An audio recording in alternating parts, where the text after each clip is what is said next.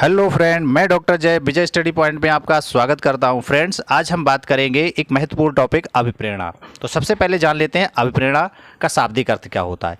अभिप्रेरणा motivation शब्द का जो उत्पत्ति हुई है वो मोटम से हुई है, जिसका अर्थ है टू मूव या गति करना।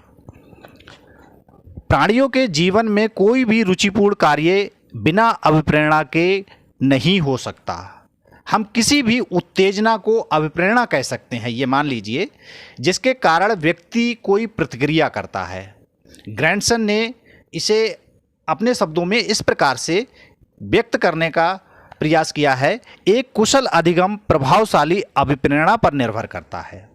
बालक के द्वारा किसी भी कार्य को या उसके व्यवहार को किसी न किसी अभिप्रेरणा के ही परिणाम माना जाता है। अभिप्रेरणा को निम्न नामों से भी पुकारा जाता है, जैसे golden road of learning, highway of learning, heart of learning. ये विभिन्न प्रकार के नाम से पुकारा जाता है। कई बार ये परीक्षाओं में भी पूछा जाता है।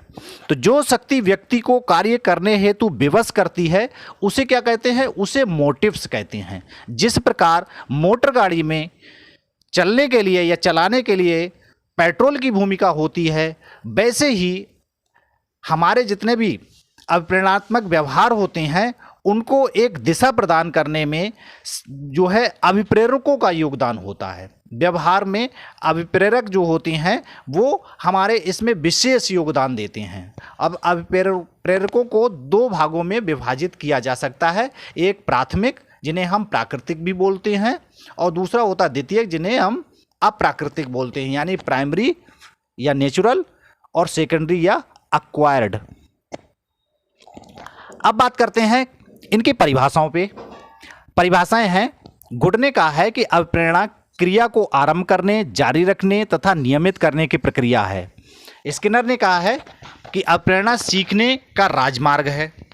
थॉमसन का कथन है कि अभिप्रेरणा छात्र में रुचि उत्पन्न करने की एक कला है। फ्रेंड्स, ये तीन बहुत ज़्यादा पूछी जाती है, इसलिए मैंने कलर कर दिए हैं।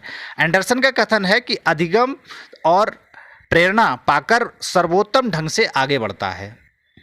ब्लेयर, जॉन्स तथा सिम्पसन ने कहा है कि अभिप्रेरणा एक प्रक्रिया है जिसमें सीखने वाले की आंतरिक शक्तियों की आवश्यकताएं उसके बाद आवरण में विभिन्न पदार्थों की ओर निर्देशित होती हैं।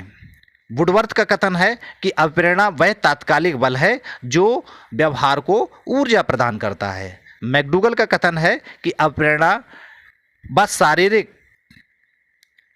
और मनोवैज्ञानिक दशा है जो व्यक्ति को कार्य करने के लिए प्रेरित करती है। अब बात कर लेते हैं अभिप्रेरणा की प्रकृति क्या होती है। अभिप्रेरणा एक क्रमिक प्रक्रिया है।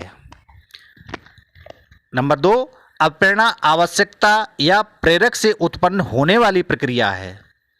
नंबर 3, अभिप्रेरणा शारीरिक व आंतरिक मनोवैज्ञानिक प्रक्रिया है। नेक्स्ट है, अभिप्रेरणा उद्देश्य प्राप्ति तक चलने वाली प्रक्रिया है। अभिप्रेरणा कभी समाप्त नहीं होती जब तक उद्देश्य की प्राप्ति नहीं होती है। अभिप्रेरणा तत्परता युक्त प्रक्रिया है। अभिप्रेरणा की गति प्रत्येक व्यक्ति में अलग अलग होती है, भिन्न भिन्न होती है। अभिप्रेरणा लक्ष्य निर्देशित व्यवहार पर आधारित होती है। अभिप्रेरणा साध्य ना होकर साधन है। चलिए फ्रेंड, अब बात करते हैं कि अभिप्रेरणा के प्रकार क्या हैं। तो अभिप्रेरणा मुख्य रूप से दो प्रकार माने जाते हैं, एक आंतरिक और दूसरा बाह्य, जिसको हम इंटरनल और एक्सटर्नल कहते हैं।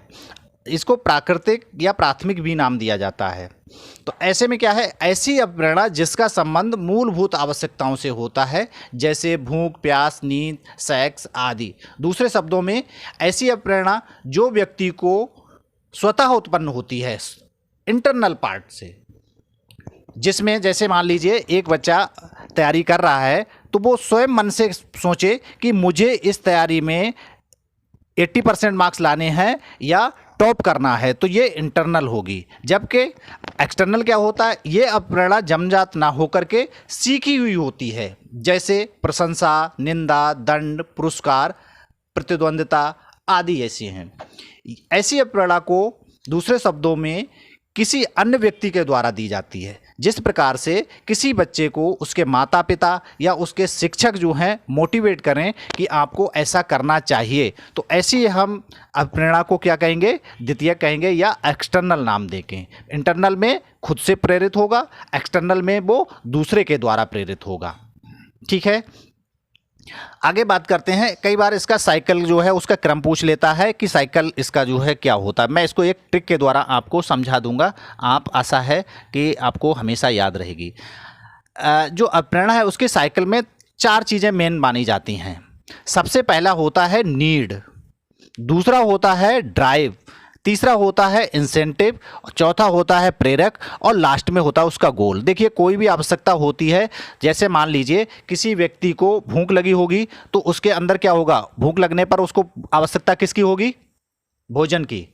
भोजन की आवश्यकता होने पर क्या होगा, उसके अंदर भूख ड्राइव एक्टिव हो जाएगा उस भोजन को प्राप्त करने के लिए।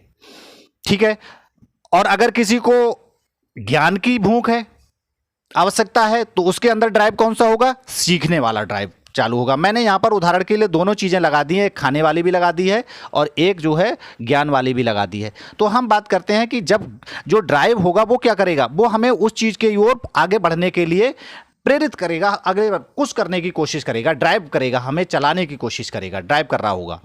प्रोत्साहन क्या होता है, प्रोत्साहन होता है इंसेंटिव। इंसेंटिव मीन्स ये होता है कि जो चालक, मान लो अगर भूख लगी हुई है तो प्रोत्साहन हमारा क्या काम करेगा कि हमारी उस चीज़ को और गति को बढ़ा देगा। ये क्या है, एक स्टिमुलस का काम करेगा और गति को बढ़ा देगा। मान लो, चलो जैसे मान लो हम कहते हैं भूख की, आपको भूख लगी हुई है और खाना आपकी जो है वो लक्ष्य होगा प्राप्त करने के लिए, लेकिन ड्राइव आपको पुश कर रहा है, उसमें से भी अगर इंसेंटिव रूप में आपका मनपसंद खाना आपको कहीं मिल जाए तो क्या होगा कि वो आपका इंसेंटिव का कार्य करेगा। एजुकेशन लाइन में कैसे कार्य करेगा इंसेंटिव, एजुकेशन लाइन में यह है कि जो चीज़ आप लक्ष्य तक पहुंच रहे हैं उसके लिए विभिन्न अच्छे अच्छे तरीकों से जब बताए, जिससे आप खुश होकर सीख लें विभिन्न विधियों से, विभिन्न अच्छे अच्छे तरीकों से, तो वो चीज़ें कौन सी होंगी, वो इंसेंटिव में आ जाएंगी एक संग। इंसेंटिव का मतलब होता है जो आपकी कार्य की गति को और बढ़ा दे, आपको मोटिवेट कर दे, प्रोत्साहन दे दे। प्रेरक क्या होता है, प्रेरक में ये तीनों चीज़ें शामिल कर ली जाती हैं। आपकी आवश्यकताएं भी शामिल होंगी, आपका ड्राइव भी शामिल होगा और आपका इंसेंटिव भी शामिल होगा, और तीनों चीज़ें मिलकर क्या होंगी, एक मोटिव्स का निर्माण कर लेंगी।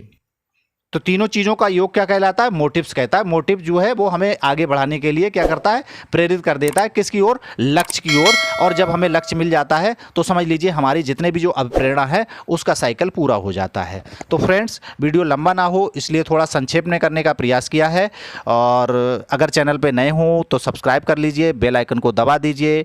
और हाँ, इसके लिए एक मैं आपको नई ट्रिक बता देता हूँ, अगर ये याद ना रहे तो आप नदीम याद रखना। नदीम से हो जाएगा need, drive, incentive and motives. चलिए फ्रेंड्स, बाय बाय।